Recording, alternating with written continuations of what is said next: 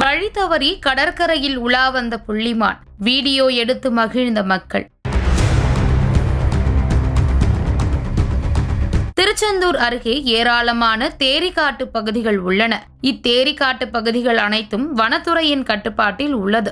இவற்றுள் ஏராளமான வனவிலங்குகள் வாழ்கின்றன. குறிப்பாக ஒரு சில புள்ளிமான்களும் இங்கு இருக்கின்றன.